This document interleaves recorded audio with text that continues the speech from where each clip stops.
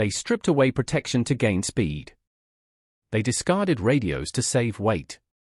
They removed armor plating that could save their lives, all to turn tighter, climb faster, and strike farther than any fighter on Earth. The Mitsubishi A6M Zero became the most feared weapon in the Pacific, not despite these sacrifices, but because of them. For 2 years, this weightless ghost ruled the sky. Then physics came due. Before we go deeper into how this decision changed the Pacific War forever, make sure to subscribe for more history that actually happened. The paradox begins in 1937, not with confidence but with impossibility. The Imperial Japanese Navy issued Specification 12-SH on October 5 that year, and the document read like a fever dream written by men who understood airplanes only through wishful thinking. They wanted a carrier-based fighter that could escort bombers deep into China, defend against anything encountered, turn inside enemy aircraft regardless of speed, climb to 20,000 feet in 7.5 minutes, maintain 320 miles per hour in level flight, reach targets over 400 nautical miles away, carry 2 20mm cannon and 2 machine guns, and land on carrier decks shorter than most airstrips. No fighter in the world could do even half of what they demanded. The Americans were flying Grumman F-3F biplanes with fixed landing gear and fabric-covered wings.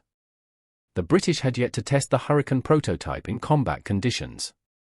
The Germans were still perfecting the Messerschmitt Bf-109, which would not see combat until the Spanish Civil War. And here sat Japan, an island nation starving for resources, demanding a fighter that violated every known principle of aircraft design. The specification emerged from combat experience in China and from strategic reality. Japanese forces had been fighting in China since the Marco Polo Bridge incident in July 1937, and the air war there revealed critical deficiencies in existing equipment. The Mitsubishi A5M Claude, the Navy's current carrier fighter, could escort bombers only within limited range. Targets in the Chinese interior remained beyond reach. The Nakajima Ki-27 flown by. The Army possessed better range but lacked the performance needed to dominate more modern fighters should they appear. Japanese naval planners understood that future conflicts would not confine themselves to coastal waters.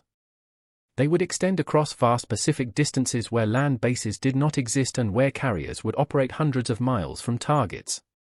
A fighter that could not fly far enough to escort bombers would be useless. A fighter that could not land on carriers would never deploy. A fighter that could not dominate enemy interceptors would fail in its primary mission. But the requirements contradicted physical laws as understood in 1937. Range demanded fuel, and fuel meant weight. Maneuverability demanded light wing loading, which required either small wings carrying little weight or large wings on a heavy airframe. Speed demanded powerful engines, and powerful engines weighed more than weak engines. Armament demanded ammunition, cannon, machine guns, all of which added pounds. Carrier operations demanded strong landing gear to absorb the shock of arrested landings, reinforced tail hooks to catch arresting wires, and folding wings to fit in cramped hangar decks. Every system added weight, and weight destroyed performance. Western aircraft designers accepted these realities and built fighters that compromised between competing requirements. The Supermarine Spitfire excelled at speed and altitude performance but carried fuel for only 90 minutes of flight. The Messerschmitt Bf-109 could climb quickly and fight at high altitude but possessed limited range and crude landing characteristics. The American Brewster Buffalo offered reasonable performance but proved so heavy it could barely operate from carrier decks.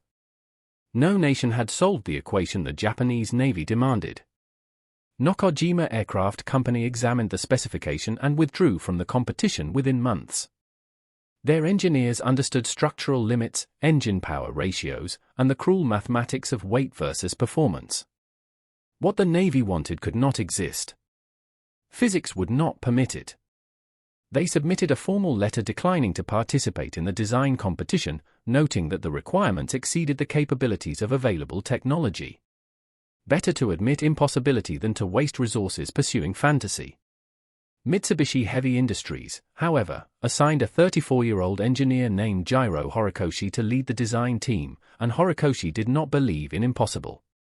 He believed in subtraction. Horikoshi had joined Mitsubishi in 1927 after graduating from Tokyo Imperial University with a degree in aeronautical engineering.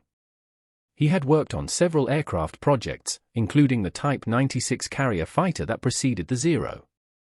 He understood stressed skin construction, aerodynamic efficiency, and the relationship between weight and performance better than perhaps any engineer in Japan.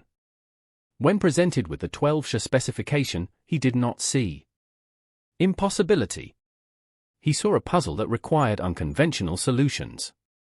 His design team consisted of approximately 30 engineers, most in their 20s and 30s, men young enough to question orthodoxy and skilled enough to calculate whether their questions had merit. They worked in a drafting room at Mitsubishi's Nagoya plant, surrounded by slide rules, drawing boards, and reference books on aircraft structures and aerodynamics. They had no wind tunnel capable of testing full-scale models. They had no computer simulations. They had only mathematics, intuition, and a willingness to eliminate anything that did not directly contribute to meeting the specification. The problem was elementary when stated simply. To fly far, an aircraft needs fuel, and fuel is heavy. To turn tight, an aircraft needs light weight and low wing loading. To climb fast, power must overcome mass. To survive combat, armor and self-sealing fuel tanks add hundreds of pounds. Every requirement the Navy listed contradicted another requirement. American and European designers solved this through compromise, accepting mediocrity in some areas to achieve excellence in others. Horikoshi chose a different path. He would not compromise. He would eliminate. His team began with materials. Standard aluminum alloy used throughout the world, typically 24ST or equivalent grades, possessed well-understood strength characteristics and predictable behavior under stress. It also weighed approximately 0.1 pounds per cubic inch, and an aircraft built entirely from standard aluminum carried significant structural weight. Mitsubishi had developed a proprietary metal they called extra super duralumin, abbreviated ESD, which offered tensile strength approaching 65,000 pounds per square inch, comparable to conventional alloys, but at density reduced by 7 to 10%. The weight savings appeared modest when considering individual components, but across an entire airframe comprising thousands of parts, the reduction totaled hundreds of pounds. Horikoshi specified ESD for every possible structural element. Wing spars, fuselage frames, skin panels, control surfaces, all fabricated from the lightweight alloy. The decision carried risk. ESD had not been used extensively in previous aircraft. Its long-term fatigue characteristics remained unknown. It might crack or fail under conditions that conventional aluminum would tolerate. Horikoshi accepted the risk because the alternative was failure to meet the specification. He designed the fuselage as a semi-monocoque shell, a construction method where the outer skin bears structural loads rather than simply covering an internal framework. Traditional aircraft used fabric or thin metal over wood or metal frames that carried all structural stress. Semi-monocoque construction transferred stress to the skin itself, which meant the skin had to be thicker and stronger but allowed the internal framework to be lighter and simpler. The Zero's fuselage consisted of formers and stringers covered by ESD skin panels riveted together with flush rivets to minimize drag. The entire structure weighed far less than equivalent strength traditional construction. The penalty came in damage tolerance. A bullet hole in fabric might tear but could be patched.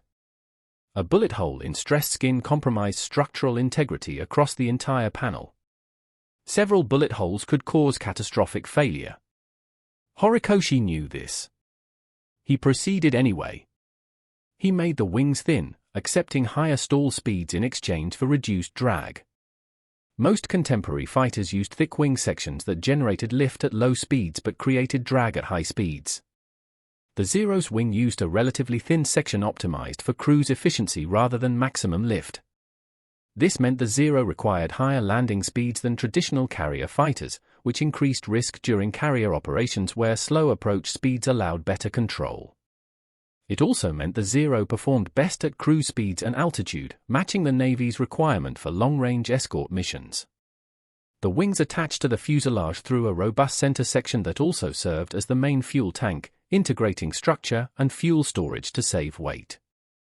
This created a concentration of flammable liquid at the aircraft's center of gravity, surrounded by lightweight structure with no protection. A single incendiary bullet striking this area could ignite fuel that would consume the entire aircraft in seconds. Again, Horikoshi understood the risk and accepted it. He mounted a 14-cylinder Nakajima NK-1 Seiseki 12 radial engine rated at 950 horsepower at takeoff, declining to 170 horsepower at 15,000 feet. The engine represented Nakajima's best available power plant for the weight class, producing respectable power from a package weighing approximately 1,250 pounds complete with accessories. By comparison, the Pratt & Whitney R1830 Twin Wasp used in the American F4F Wildcat produced 1,200 horsepower and weighed 1,400 pounds. The Rolls-Royce Merlin in the Spitfire produced over 1,000 horsepower and weighed 1,500 pounds. The Zero's engine provided less power than contemporary Western fighters, but the entire Zero weighed less than many Western engines with their associated systems. Power-to-weight ratio, the true determinant of climb and acceleration, favored the Zero despite its less powerful engine. He gave the aircraft a wingspan of 39 feet 4 inches for early models, later reduced to 36 feet 1 inch when folding wingtips were eliminated to save weight and complexity. Length measured 29 feet 9 inches from propeller spinner to tail. Height reached 10 feet while parked. These dimensions created a large wing area relative to the aircraft's weight, producing low wing loading that enabled tight turns. Wing loading, calculated by dividing aircraft weight by wing area, determines how much lift each square foot of wing must generate. Lower wing loading means each square foot works less hard, which translates to better turning performance, lower stall speed, and better climb. The Zero Model 21, the most common early variant, had wing area of 231.7 square feet. Empty weight measured 3,700 pounds. Loaded weight with fuel and ammunition but without external tanks reached 5,313 pounds. Maximum weight with external fuel tank reached 6,164 pounds. Wing loading at normal loaded weight calculated to approximately 23 pounds per square foot. The F4F Wildcat, carrying more than 5,200 pounds empty and over 70,000 pounds loaded, had wing area of 260 square feet and wing loading exceeding 27 pounds per square foot. The difference of 4 pounds per square foot translated directly to turn radius and turn rate advantages that made dogfighting a Zero suicidal for Wildcat pilots who forgot their training. The American F4F Wildcat, which would oppose the Zero throughout 1941 and 1942, weighed 5,200 pounds empty, 7,552 pounds loaded. It mounted a Pratt & Whitney R1830 producing 1,200 horsepower, giving it better speed and energy characteristics than the Zero. But it turned more slowly, climbed less rapidly, and possessed less range. British Hurricanes weighed 5,500 pounds empty and carried 1,100 horsepower. Spitfires weighed approximately the same. All Western fighters accepted weight as the cost of protection, firepower, and performance. The Zero rejected weight as incompatible with the mission. But weight savings alone could not satisfy the specification. Range demanded fuel capacity, and fuel capacity demanded volume, and volume demanded space, which typically meant increased size and weight. Horikoshi addressed this through a solution so elegant it appears obvious in retrospect. He built the wings as enormous fuel tanks. The main fuel tank sat behind the cockpit in the fuselage, holding 144 gallons of aviation fuel. This placement put the tank center of gravity close to the aircraft's center of gravity, minimizing trim changes as fuel burned. It also placed inflammable liquid directly behind the pilot's seat with no armor plate between. Wing tanks, integrated into the wing structure rather than installed as separate bladders, held another 51 gallons total. The wing tank sat outboard of the landing gear, using space that would otherwise contain only air. An external centerline drop tank, a teardrop-shaped aluminum container mounted on a pylon under the fuselage, could carry an additional 73 gallons. Total internal capacity reached 195 gallons. With external tank, capacity hit 268 gallons. The Seiki engine consumed approximately 30 gallons per hour at cruise power settings of 2,200 rpm at sea level, less at altitude where air density decreased. At cruise speed of 230 miles per hour indicated, fuel consumption improved to roughly 20 to 22 gallons per hour in optimal conditions. Simple mathematics revealed capability that Allied intelligence initially refused to believe. 195 gallons divided by 22 gallons per hour equals 8.8 hours of flight time. 8.8 hours at 230 miles per hour equals 2,024 miles of range. Add the external drop tank and the numbers extended further. Actual combat conditions reduced these figures significantly. Climbing to altitude consumed extra fuel. Combat power settings doubled or tripled consumption. Wind and weather affected range. But even accounting for operational losses, the Zero could fly 1,200 miles with combat reserves, a distance that exceeded every fighter in service anywhere on Earth. American pilots based at Pearl Harbor needed approximately 2,200 miles to reach the continental United States. The Zero could theoretically make that flight carrying ammunition and still have fuel remaining for combat. In practice, no pilot would attempt such a flight given the vast Pacific distances and lack of navigation aids, but the range existed. It meant that Zeros could escort bombers from carriers positioned hundreds of miles from targets and return with fuel remaining. It meant land-based Zeros operating from island airfields could control vast ocean areas. It meant tactical flexibility Western air forces could not match. Then came the weight Horikoshi refused to add. Self-sealing fuel tanks had become standard equipment in American and British fighters after combat in Europe demonstrated their value. These systems consisted of the primary metal or rubberized fabric fuel tank surrounded by layers of rubber and synthetic materials. When a bullet pierced the tank, fuel leaking into the seal layers caused the rubber to swell, plugging the hole and preventing further leakage. The system added approximately 200 pounds per aircraft depending on the number and size of tanks protected. More critically, the seal material occupied space inside the tank, reducing fuel capacity by 10 to 15%. The Zero's entire weight advantage totaled approximately 2,000 pounds compared to Western fighters. Spending 200 pounds on self-sealing tanks and losing another 15% fuel capacity would eliminate much of the performance margin Horikoshi had calculated. He made a conscious decision. The specification demanded range. Range required maximum fuel capacity. Self-sealing tanks reduced capacity. Therefore, no self-sealing tanks. The consequence was predictable.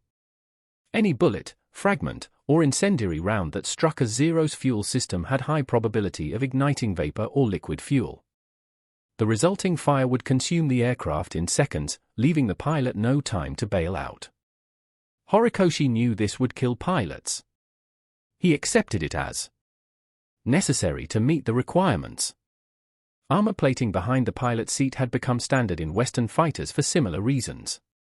Combat in Europe, particularly during the Battle of Britain and earlier campaigns, demonstrated that pilots died frequently from bullets striking them from behind during turning combat or surprise attacks. A steel or aluminum plate weighing 60 to 100 pounds, mounted behind the seat and extending high enough to protect the pilot's head and torso, stopped or deflected bullets that would otherwise kill. The plate added weight and complexity but saved lives, and Western air forces considered it essential. Horikoshi examined the requirement and declined to include it. 60 to 100 pounds of armor plate represented nearly 2% of the Zero's total loaded weight. That weight, if saved, could be converted to fuel for additional range or left off entirely to improve power-to-weight ratio. Moreover, the Navy's tactical doctrine emphasized offensive operations where Japanese pilots would attack enemy aircraft rather than defend. Armor protected against bullets from behind, which implied defensive fighting. The Zero was designed to attack, to gain advantage through superior maneuverability, to kill opponents before they could shoot back. Armor for defensive situations contradicted the aircraft's purpose. Horikoshi left it off. The consequence was that any bullet striking the pilot, regardless of caliber or angle, had high probability of inflicting fatal wounds. Machine gun rounds that Western pilots might survive with injuries killed Zero pilots instantly. Again, Horikoshi accepted this. Radio equipment posed a more complex decision. Radios enabled coordination between aircraft in a formation, allowed ground controllers to vector fighters toward threats, and permitted distress calls if aircraft were damaged. American and British fighters carried radios as standard equipment, accepting the 50-pound weight penalty as essential for effective operations. Japanese radios in 1940 were less capable than Western equivalents, bulkier, less reliable, and heavier. Installing a full radio fit with direction-finding equipment and associated wiring added approximately 50 pounds to the Zero.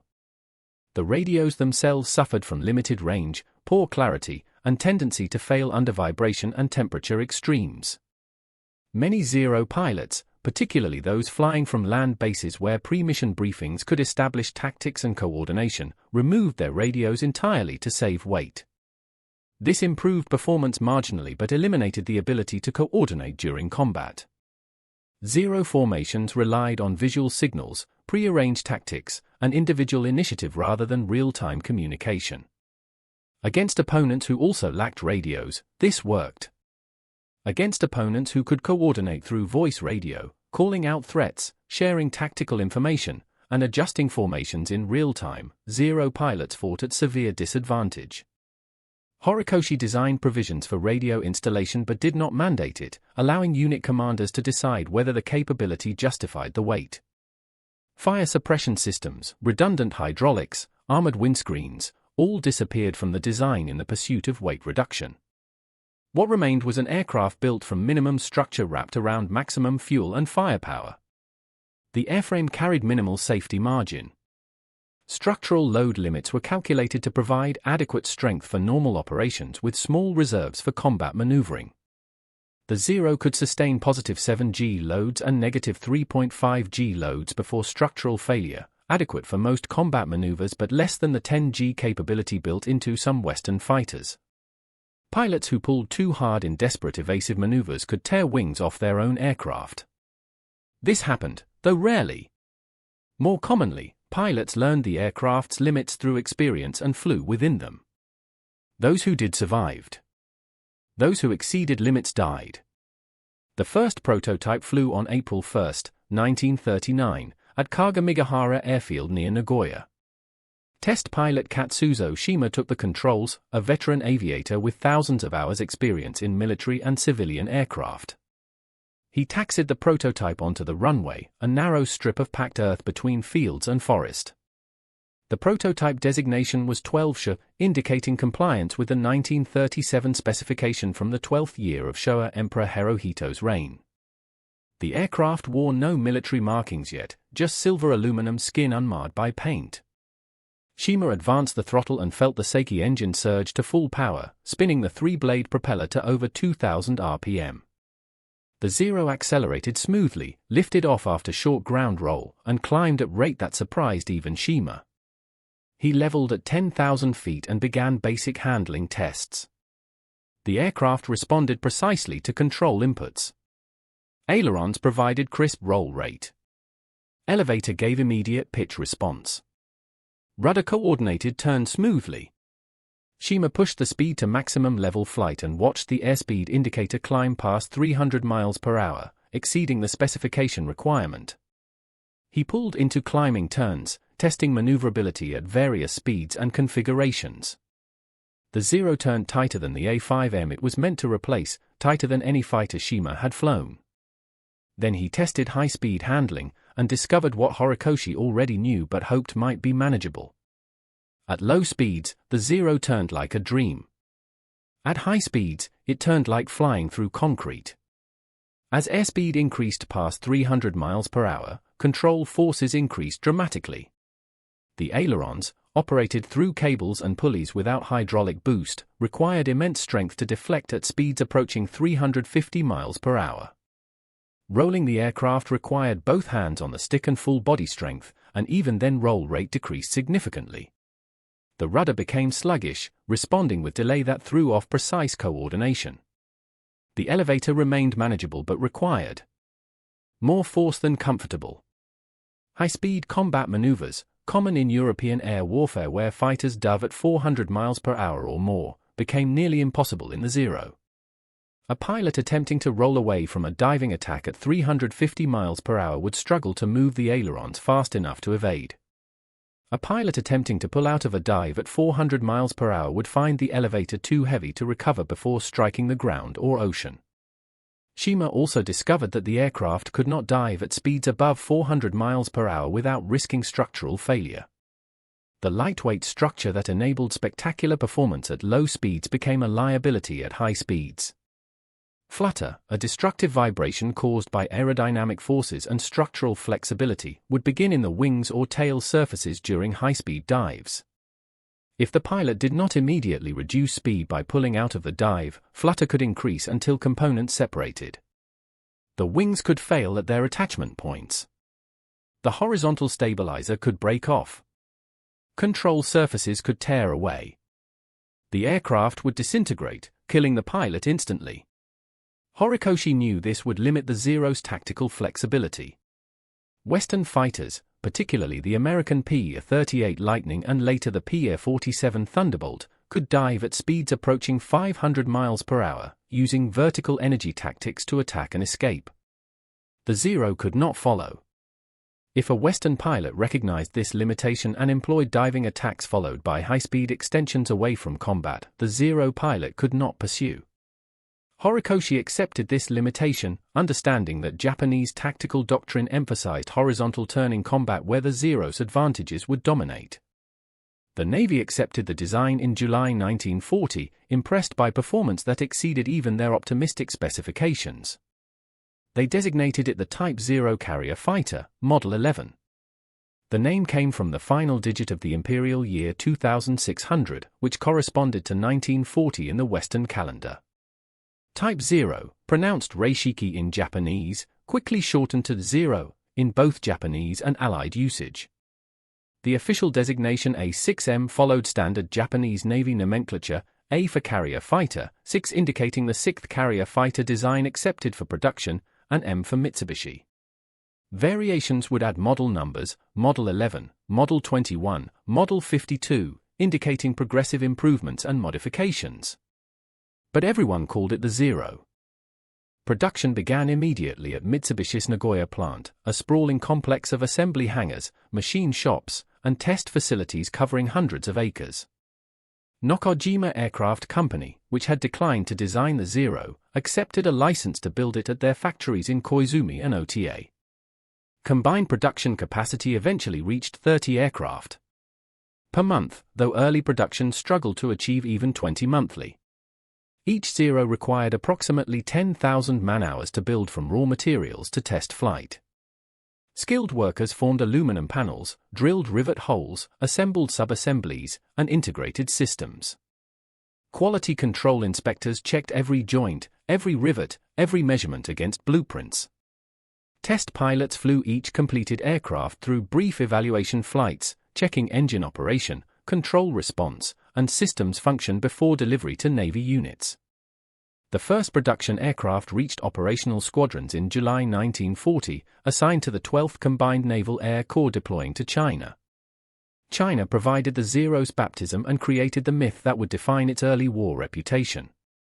Japanese forces had been fighting there since the Marco Polo Bridge incident in July 1937, and by 1940 the air war had become a grinding attrition campaign where Chinese forces, reinforced by Soviet aircraft and advisors, contested Japanese air superiority. Chinese air defenses consisted primarily of Soviet-built Polikarpov IE-15 biplanes and IR-16 monoplanes, rugged machines designed for simplicity and ease of production rather than performance. The IR-15 was a biplane with fixed landing gear and fabric-covered wings, capable of approximately 220 miles per hour maximum speed. The IR-16 was a monoplane with retractable gear, reaching approximately 280 miles per hour. Both aircraft turned well due to lightweight and low wing loading, but they lacked the speed to escape and the firepower to damage heavily built opponents. Chinese pilots flying these aircraft had limited training, typically several dozen hours, and minimal combat experience. Soviet advisors provided better training and more experience, but even they flew equipment obsolescent by 1940 standards. On September 13, 1940, 13 Zeros escorted bombers from Hankou to Chongqing, a deep penetration mission over hostile territory. The formation flew at 15,000 feet, bombers in tight formation surrounded by Zeros stacked above and to the sides. Chinese air defense controllers detected the formation and scrambled fighters from Chongqing airfield. More than 30 I-15s and I-16s climbed to intercept, forming a defensive line between the bombers and the city. Zero pilots saw the Chinese fighters positioning for attack and dropped their wing tanks, trading fuel for maximum maneuverability. The Zeros dove through the Chinese formation at high speed, then climbed back using their superior power-to-weight ratio to gain altitude the Chinese fighters could not match. Chinese pilots turned to pursue and found the Zeros already completing their climb and positioning for another attack. Zeros came down again, this time individually selecting targets and pressing attacks to close range. 20mm cannon shells tore through fabric-covered wings and wooden fuselages, setting aircraft afire or destroying control surfaces. I-15 spun toward the ground with wings folded or separated. I-16s trailed smoke and flame, their pilots dead in cockpits riddled by machine gun fire. The combat lasted perhaps 10 minutes. When it ended, Zero pilots claimed 27 kills. Not one Zero sustained damage severe enough to prevent return to base.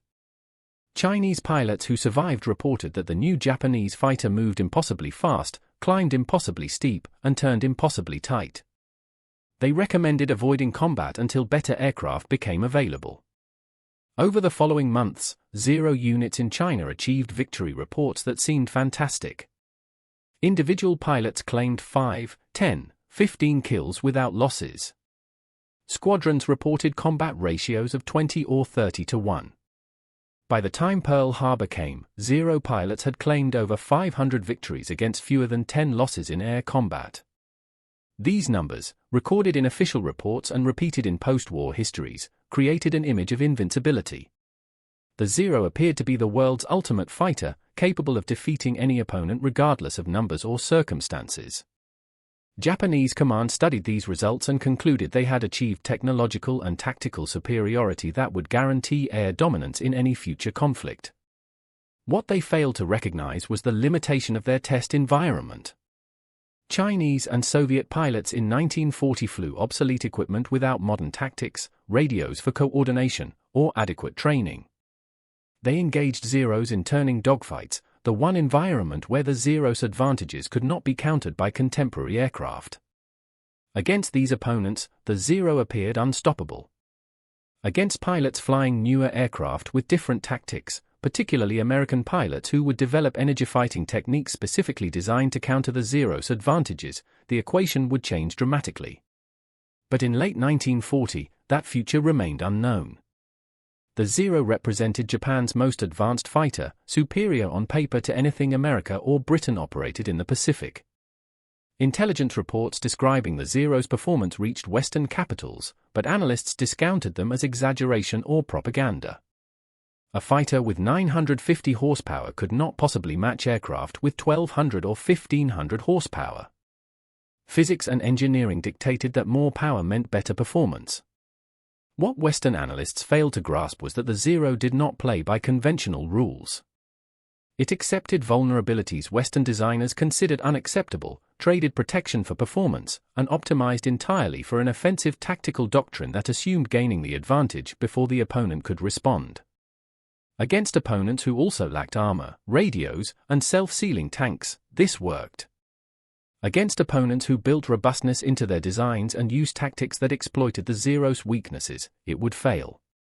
Training the pilots who would fly these Zeros required resources Japan barely possessed but invested carefully. The Imperial Japanese Navy Aviation Training Program represented perhaps the most rigorous pilot training system in the world in 1940, producing aviators whose skill levels approached those of pre-war Western professionals. The program began with strict entrance requirements. Candidates had to be Japanese citizens between ages 14 and 20, physically fit with perfect vision and hearing, mentally capable of complex calculations and three-dimensional reasoning, and willing to endure years of harsh training. Acceptance rates ran below 5% of applicants. Those accepted entered a multi-year program beginning with basic military training, physical conditioning, and academic education in mathematics, physics, navigation, and military science. Flight training began with gliders and primary trainers, simple aircraft used to teach basic stick and rudder skills. Students learned to take off, fly straight and level, turn, climb, descend, and land without injuring themselves or damaging aircraft. Many students failed at this stage, unable to develop the coordination and judgment required for safe flight. Those who succeeded advanced to intermediate training in more powerful aircraft, learning advanced maneuvers, navigation, formation flying, and emergency procedures. Students accumulated hundreds of hours over several years, far more than Western pilots received before combat assignment. The program emphasized individual skill development rather than tactics or teamwork. Japanese instructors believed that a pilot with perfect aircraft control could improvise tactics as situations demanded.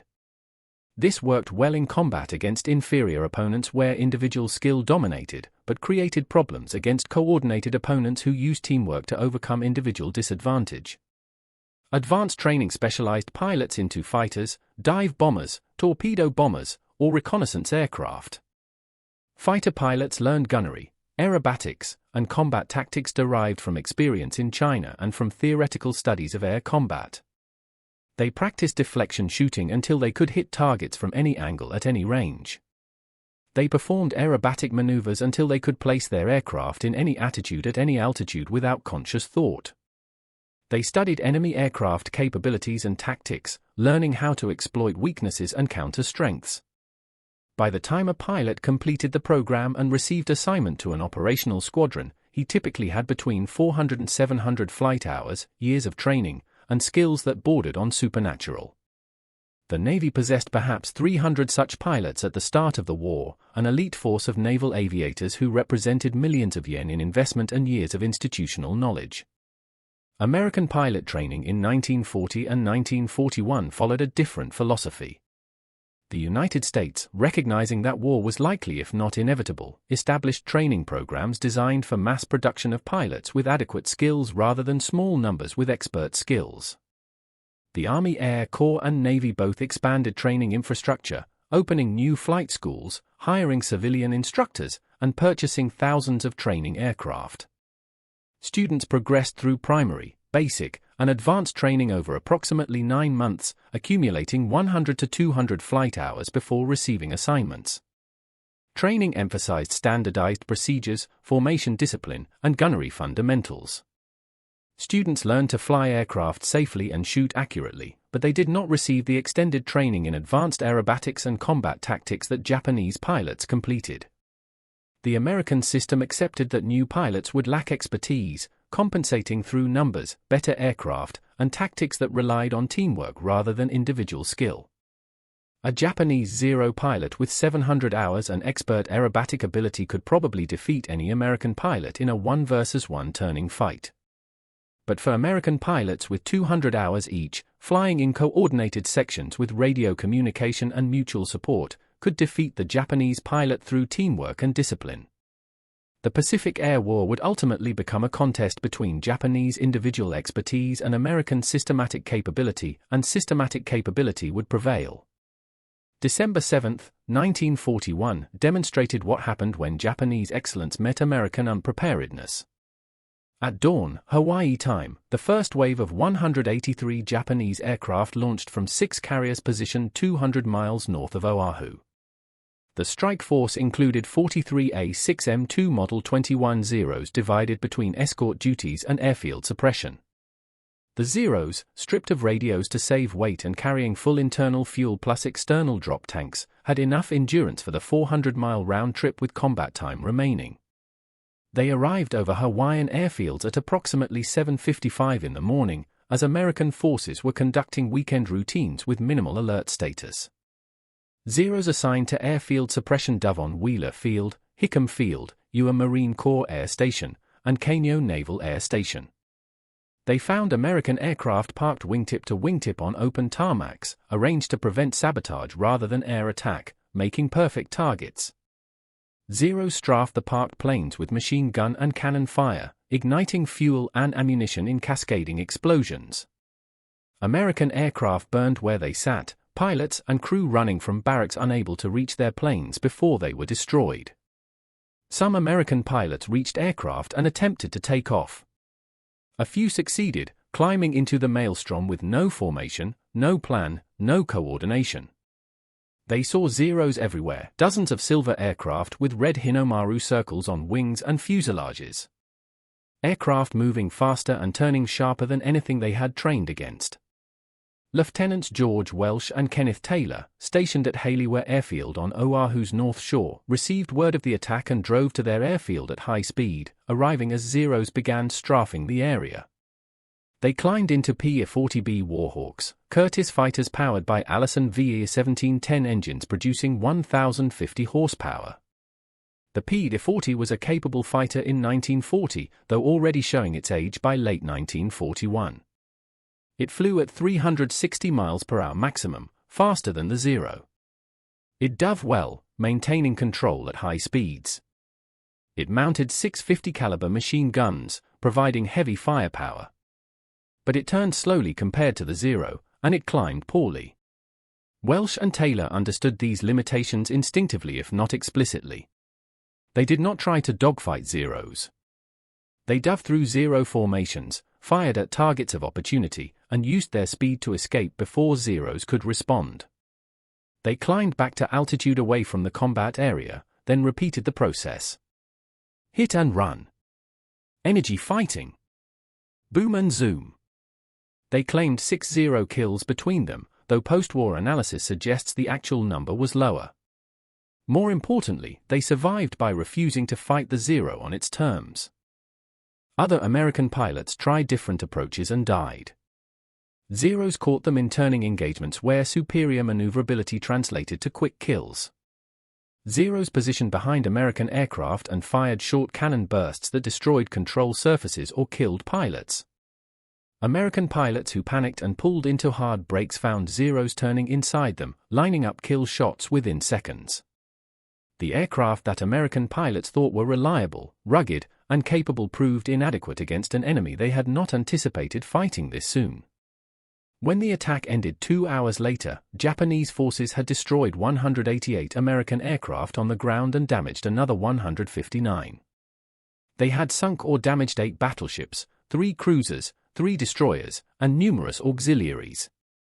American casualties totaled 2,403 dead and 1,178 wounded.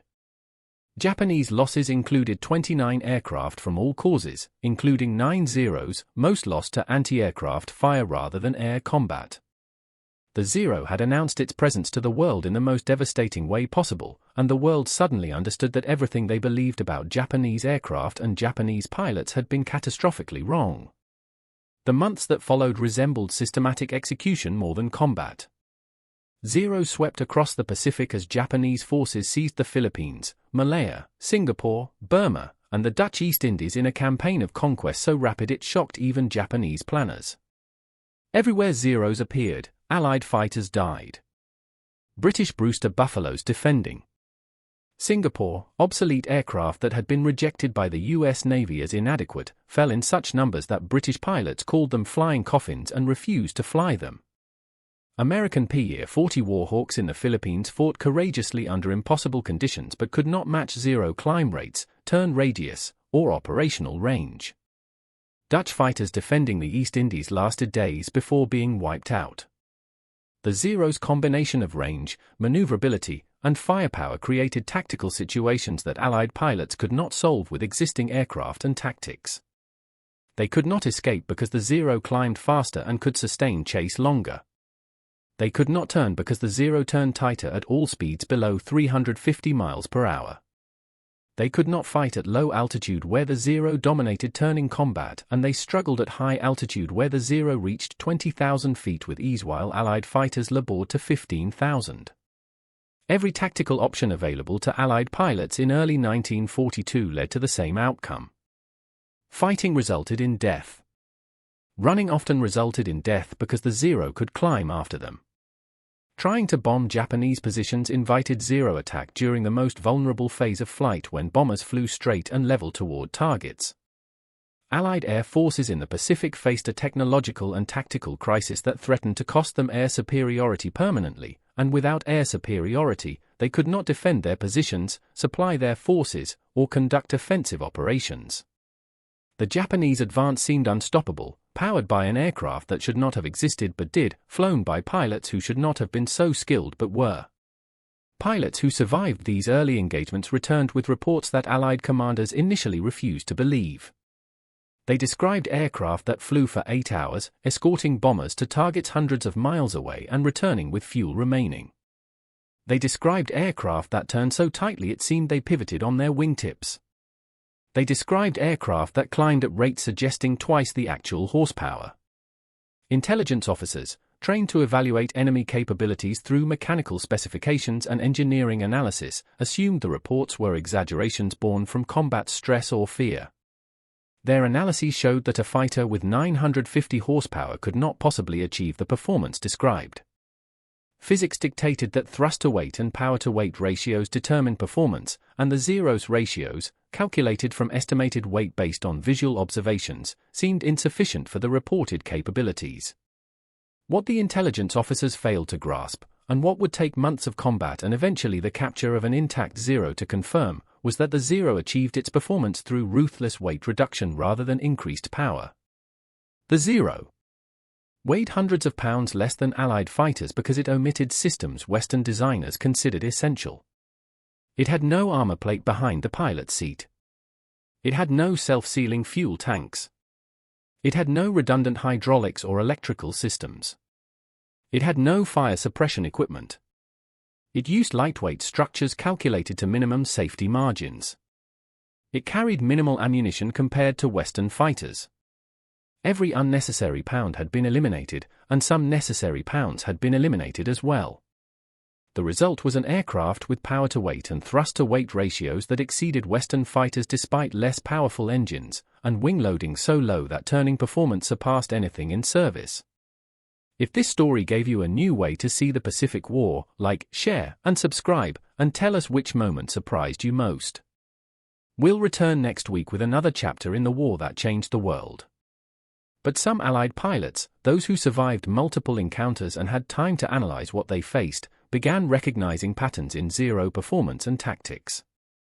The Zero dominated turning fights at all altitudes and speeds below 350 miles per hour. At speeds above that threshold, however, the Zero's aileron stiffened dramatically, requiring enormous strength to deflect. The rudder became sluggish. The elevator grew heavy. High-speed rolling maneuvers, essential for defensive brakes and offensive repositioning in modern air combat, became nearly impossible. The Zero could not dive at speeds exceeding 400 miles per hour without risking structural failure from flutter or material stress. And most critically for American pilots who learned to exploit it, the Zero could not take battle damage. Allied fighters built with armor plate, self-sealing fuel tanks, and redundant systems could absorb punishment that would destroy lighter aircraft. Pilots routinely returned to base with dozens of bullet holes, damaged control surfaces, failed systems, and wounded crew. The Zero, by contrast, exploded when hit anywhere in the fuel system. A single 50-caliber incendiary bullet striking a wing fuel tank could ignite vapor and liquid fuel, creating a fireball that consumed the entire aircraft in 2 or 3 seconds. The pilot had no time to bail out, no chance to fight the fire, no option except to die. A Zero pilot might shoot down 6 enemies in a single engagement, demonstrating skill and courage that demanded respect, and then die instantly to a lucky shot from a 7th opponent because his aircraft provided no second chances. Lieutenant Commander John Thatch, commanding officer of Fighting Squadron 3 aboard USS Yorktown, studied these characteristics during early 1942 and developed a defensive maneuver designed to exploit the Zero-specific vulnerabilities while negating its advantages. Thatch was a naval aviator with over a decade of experience, a graduate of the Navy's Fighter Weapons School, and an innovative tactical thinker. He had studied reports from early Pacific engagements and spoken with pilots who survived combat against Zeros. He understood that his F-4F Wildcats could not turn with Zeros, could not climb as quickly, and possessed less range.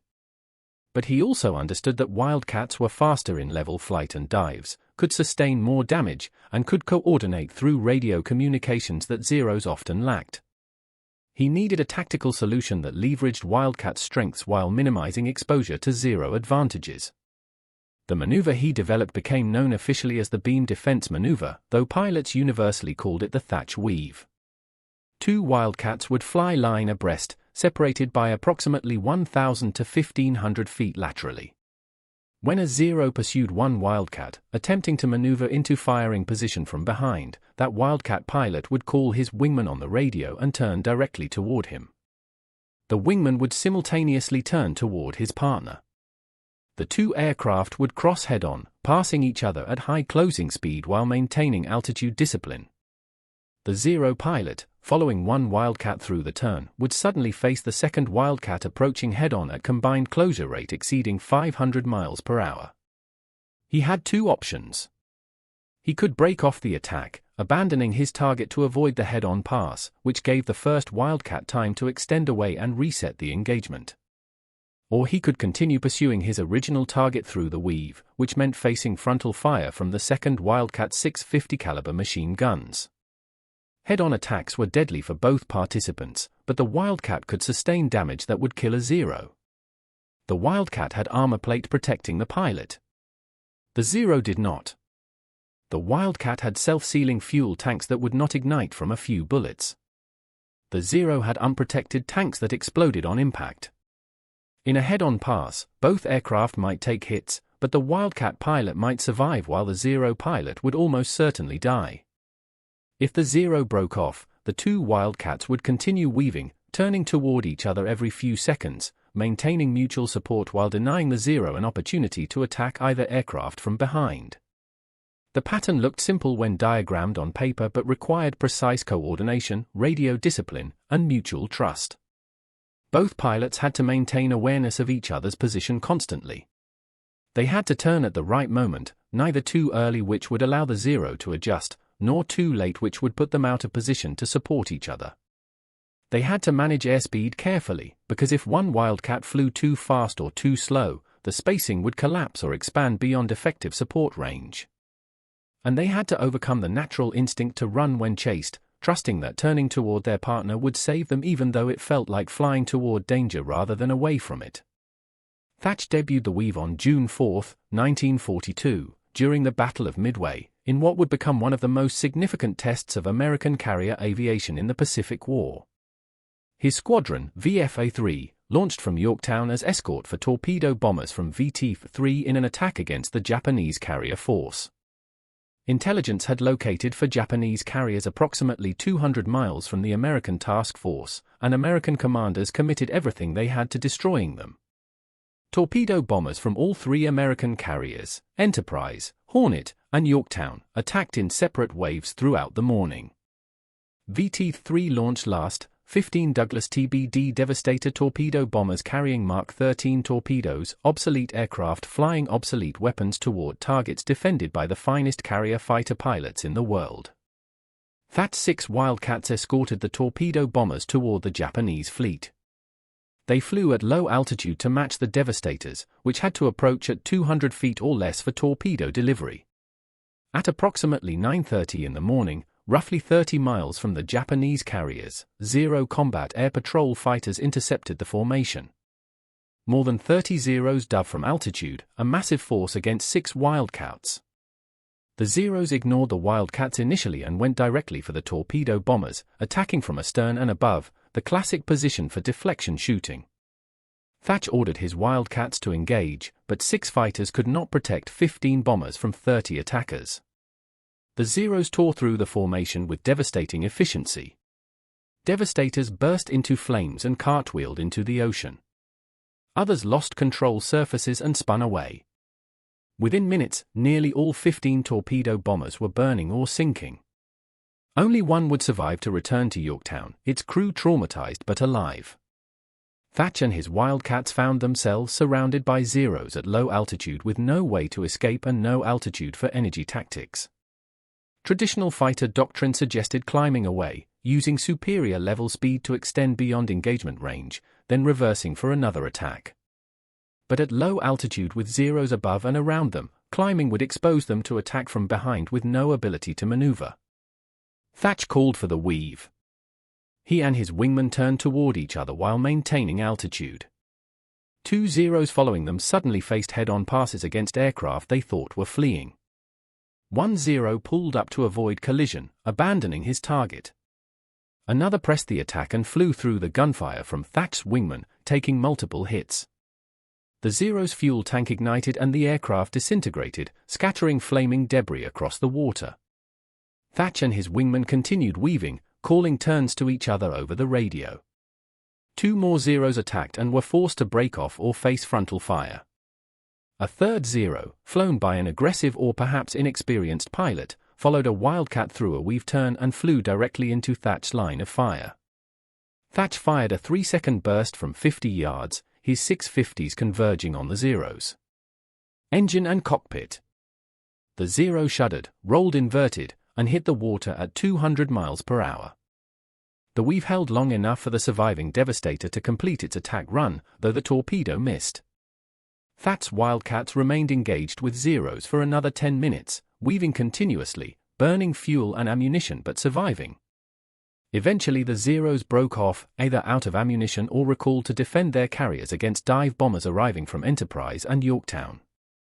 Thatch's 6 Wildcats returned to Yorktown, all damaged but none lost, proving that tactics could overcome superior aircraft performance if applied correctly and if pilots trusted each other enough to execute under pressure. Word of the weave spread through Navy squadrons faster than official doctrine could propagate. Pilots learned it from each other, practiced it whenever they could, and used it whenever they faced Zeros. By mid-1942, the Thatch weave had become standard doctrine for Navy and Marine Corps fighter pilots, and Zero pilots suddenly faced opponents who refused to turn, who flew in coordinated pairs with radio communication, who used speed and teamwork instead of individual skill and aircraft performance. But Midway inflicted damage on Japan far beyond the loss of 4 carriers and their aircraft. The battle cost Japan over 300 aircrew, including some of its finest pilots, men with thousands of hours of experience and dozens of kills. These were the veterans of China, of Pearl Harbor, of the Philippines and the Dutch East Indies. They knew their aircraft as extensions of themselves. They could engage 6 opponents simultaneously and prevail through pure skill. And they died that morning when American dive bombers struck their carriers, or when their Zeros ran out of fuel searching for carriers that no longer existed and they had to ditch in the Pacific where rescue was impossible. Japan could build new carriers, though production timelines measured in years rather than months. Japan could manufacture new Zeros, though production capacity never matched demand. What Japan could not replace were those pilots. Training a replacement to equivalent skill level required 3 to 4 years, and Japan did not have years. The Imperial Japanese Navy Aviation Training Program, designed to produce small numbers of expert aviators for offensive carrier operations, could not scale to mass production of adequate pilots for defensive campaigns. Every pilot lost at Midway represented irreplaceable institutional knowledge, and Japan lost hundreds. America faced no such limitation.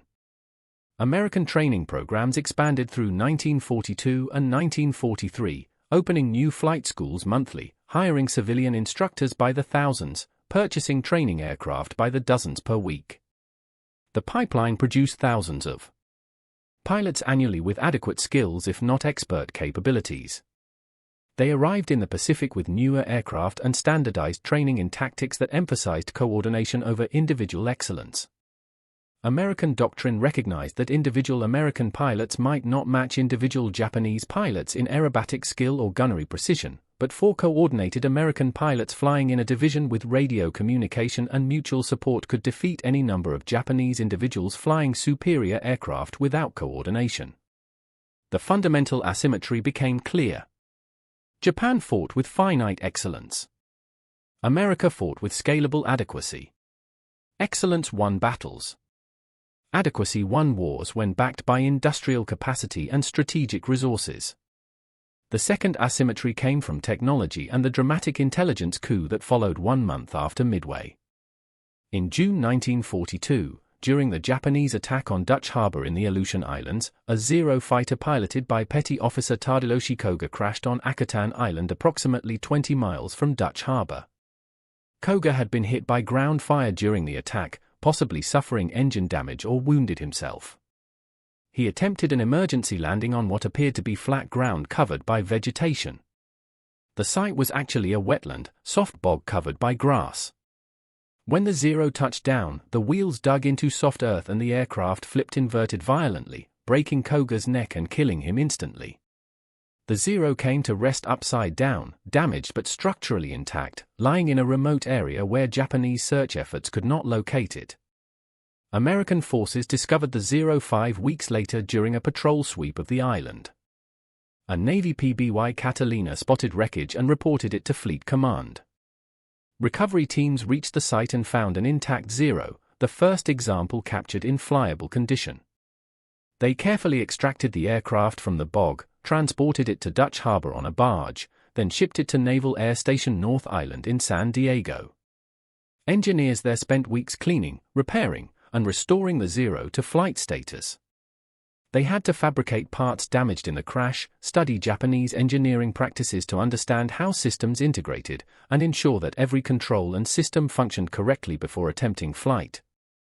On September 20, 1942, the captured Zero, painted in American markings but otherwise unchanged, lifted off from North Island with a Navy test pilot at the controls. Everything that Japanese command wanted to keep secret about the Zero, every performance characteristic and vulnerability, became available to American designers and tacticians. Test pilots from the Navy, Marine Corps, and Army Air Forces flew the Zero through exhaustive evaluation programs over the following months. They measured maximum speed. At every altitude, discovering it peaked at 331 miles per hour at 14,000 feet, exactly as Japanese specifications stated but slower than American intelligence had estimated. They tested climb performance, finding the Zero could reach 20,000 feet in approximately 7.5 minutes, phenomenal capability for 1942. They evaluated turning performance at various speeds and altitudes, confirming that the Zero could outturn every American fighter then in service at speeds below 300 miles per hour. They tested roll rate and discovered the severe control force problems above 350 miles per hour, noting that rolls above that speed required both hands on the stick and full upper body strength, practical limitation that negated the Zero's advantages in high-speed combat. They tested dive performance and confirmed structural limitations, noting that the Zero suffered from flutter and control surface reversal above 400 miles per hour, making high-speed dives dangerous. They examined the fuel system and documented complete absence of self-sealing capability, observing that even small arms fire could ignite fuel and destroy the aircraft. They tested armor protection and found none, noting that pilot vulnerability to enemy fire was absolute. Armed with this detailed information, American aircraft designers refined specifications for fighters already under development. The Grumman F-6F Hellcat, designed specifically to counter the Zero, received modifications based on captured aircraft analysis. Grumman engineers had already been working on the Hellcat since mid-1941, but the Akutan Zero's data allowed them to optimize specific characteristics. They gave the Hellcat a Pratt & Whitney i2800 double Wasp engine producing 2,000 horsepower, more than double the Zero's output. They accepted significantly higher weight, building the Hellcat to 9,200 pounds empty and 13,400 pounds loaded, nearly double the Zero's weight. But the power-to-weight ratio exceeded the Zero's by a wide margin. The Hellcat could fly at 380 miles per hour, 50 miles per hour faster than the Zero in level flight. It could dive at 450 miles per hour with complete stability and control. It could roll at high speeds because hydraulically boosted ailerons reduced control forces. And critically, it could absorb damage that would destroy multiple Zeros and still bring its pilot home because designers included armor plate protecting the pilot from front and rear, self-sealing fuel tanks throughout the fuel system, redundant hydraulic and electrical systems, and fire suppression equipment for the engine compartment. But the Hellcat would not reach operational squadrons until August 1943, more than a year after Midway.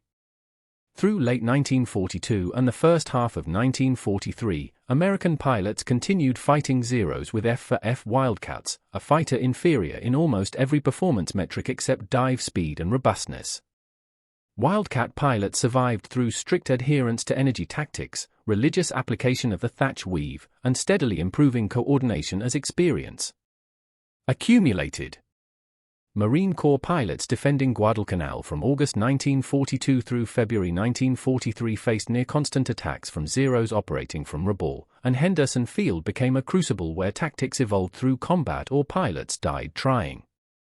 Marines learned absolute discipline: never turn with a Zero, always maintain speed advantage, always attack from above and extend away, always use wingman support and never fight alone, always assume Zeros would be present in greater numbers than reported. These lessons cost lives measured in dozens of young men whose aircraft burned over Guadalcanal or crashed into the jungle or disappeared into the Solomon Sea. But gradually, painfully, kill ratios shifted from overwhelmingly favoring Japan to approximate parity.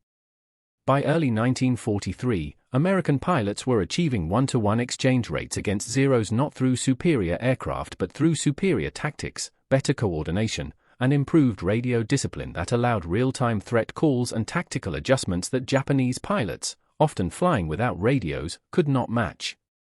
The Zero itself began declining not because the aircraft became obsolete but because Japan could not replace the skilled pilots lost through 1942. Training programs that had produced exceptional pilots through multi-year curricula could not scale to meet wartime attrition. New pilots arrived at squadrons with 200 hours of flight time instead of 600, with basic skills instead of mastery, with minimal gunnery training instead of expert deflection shooting capability. They flew the same Zeros as veterans had flown, but they could not extract the same performance because they lacked the skill.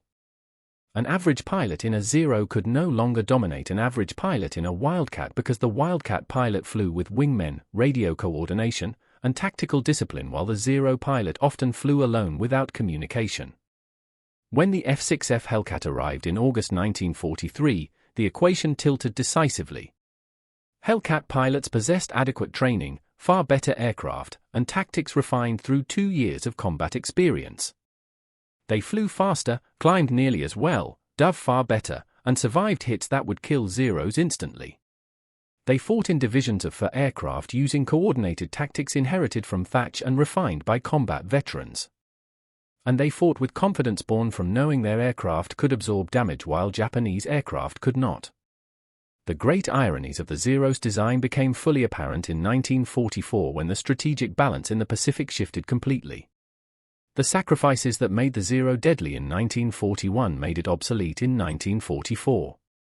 Lack of armor killed pilots who could not be replaced because the training pipeline could not produce replacements fast enough.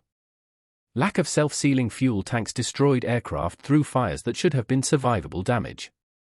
Lack of adequate radio equipment prevented coordination that might have salvaged desperate tactical situations when American fighters appeared in formations of 12 or 16 aircraft, operating with precise coordination. Lack of engine power made it impossible to compete with American fighters mounting engines producing 2,000 to 2,400 horsepower. The Zero could still turn tighter than anything in the sky, but turning no longer mattered when American pilots refused to turn and instead used speed, altitude, and teamwork to attack on their terms and disengage when threatened.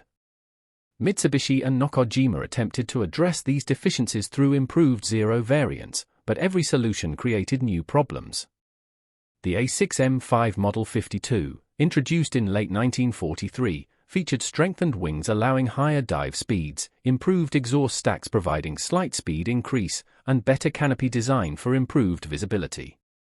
But weight increased by approximately 150 pounds, degrading climb performance and acceleration.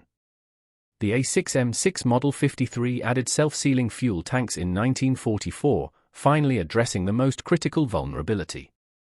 But the self-sealing material added 200 pounds and reduced fuel capacity by 15%, destroying the range advantage that had made the Zero strategically valuable. Performance degraded so severely that many pilots preferred flying older models without protection rather than newer models with marginal safety improvements and significantly worse flight characteristics. The A6M Model 64, tested in 1945, mounted a 1,500 horsepower Mitsubishi Kinsei engine that finally gave the Zero power approaching American fighters. But by the time prototypes flew, Japan lacked fuel to train pilots or operate existing aircraft, let alone develop new variants. The A6M never entered production. The Battle of the Philippine Sea in June 1944 demonstrated how thoroughly the balance had shifted in just 3 years. Japan committed its remaining carrier forces to defend the Mariana Islands, critical territory that would put American B-29 bombers within range of the Japanese home islands. The Japanese carrier force launched over 400 aircraft against American Task Force 58 in what Japanese planners called Operation Ago, hoping to achieve the decisive victory that had eluded them since Midway. The strike force included approximately 300 Zeros escorting bombers and fighting escort for the attack. American radar detected the incoming formations when they were still 100 miles away, providing ample warning to launch fighters and position them for intercept. Hundreds of F-6F Hellcats climbed to altitude and waited. When the Japanese formations arrived, they flew into prepared defenses that resembled firing ranges more than combat.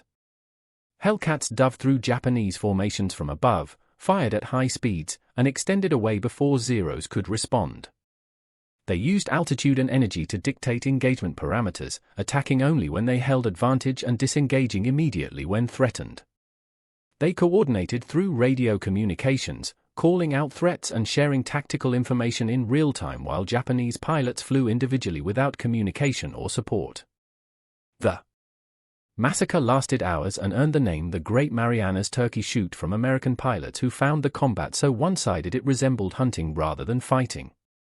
By the end of the day, American forces had destroyed nearly 400 Japanese aircraft while losing approximately 30 of their own. Kill ratios exceeded 12-1 in favor of the Americans, reversing the statistics from early war engagements. Many Zero pilots died in their aircraft when fuel tanks exploded from gunfire. Others ditched in the ocean when their aircraft suffered damage that would have been repairable on aircraft with redundant systems and self-sealing tanks. Some bailed out but drowned before rescue could reach them, if rescue was even possible given the vast distances involved. The few who survived to return to their carriers landed on ships that were themselves under attack. 2 Japanese carriers sunk during the battle from submarine torpedoes, taking their aircraft and pilots with them. The Battle of the Philippine Sea effectively destroyed Japanese carrier aviation as an effective fighting force.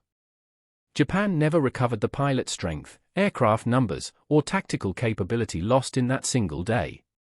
By 1945, the Zero remained in service because Japan possessed no viable replacement and no resources to develop one. Production continued at reduced rates, limited by shortages of aluminum, skilled labor, and manufacturing capacity degraded by strategic bombing. Pilots flew Zeros with minimal training, sometimes less than 100 hours total flight time, against American pilots with 200 to 300 hours and veterans with over 1,000. The elegant fighter that once symbolized Japanese technological sophistication became a weapon for kamikaze attacks, aircraft designed for maneuverability now loaded with bombs and sent on one-way missions against American ships. Young pilots, barely trained to fly straight and level, climbed into Zeros that their predecessors had used to dominate the Pacific and pointed those aircraft at targets they would never leave. The sacrifices that had given the Zero dominance in 1941, the elimination of protection in favor of performance, the acceptance of vulnerability in exchange for capability, these same decisions now guaranteed death for pilots flying missions where survival was never intended. American fighters in 1945 bore no resemblance to the aircraft that had struggled against Zeros in 1941. The F-6F Hellcat, F for U Corsair, and P-38 Lightning operated with complete air superiority. They flew with 2,000 horsepower engines, weighed twice what Zeros weighed, carried armor and self-sealing tanks as standard equipment, mounted radios and radar and sophisticated navigation equipment, and delivered firepower that could destroy multiple targets in single attacks. They were flown by pilots trained to professional standards in 6 to 9 months, adequate skill achieved through systematic instruction that emphasized coordination and tactics over individual excellence. American doctrine recognized that wars were won by systems rather than individuals, by organizations rather than heroes, by sustainable processes rather than exceptional performances. The Zero and its pilots had represented exceptional performance. American air power represented systematic capability, and systematic capability prevailed. The Zero's legacy lives not in its failures but in what it achieved against overwhelming odds.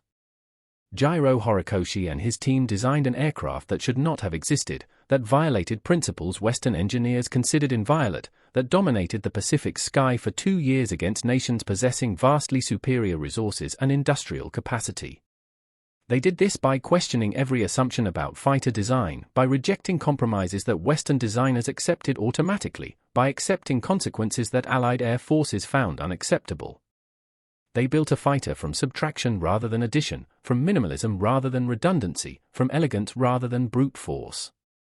The Zero proved that brilliant design could overcome resource constraints, at least temporarily, and that optimization for specific missions could create capability far beyond what conventional analysis would predict.